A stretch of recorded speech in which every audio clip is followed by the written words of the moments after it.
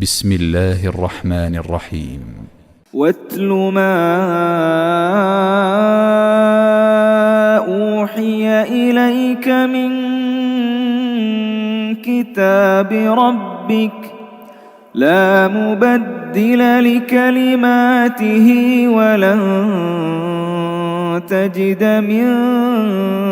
دونه ملتحدا واصبر نفسك مع الذين يدعون ربهم بالغداة والعشي يريدون وجهه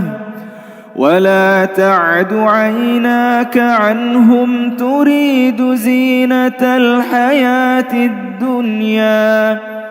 ولا تطع من أغفلنا قلبه عن ذكرنا واتبع هواه وكان أمره فرطا وقل الحق من ربكم فمن شاء فليؤمن ومن شاء فليكفر إنا أعتدنا للظالمين نارا أحاط بهم سرادقها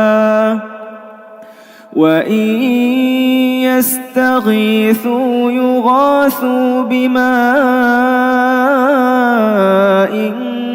كالمهل يشوي الوجوه بئس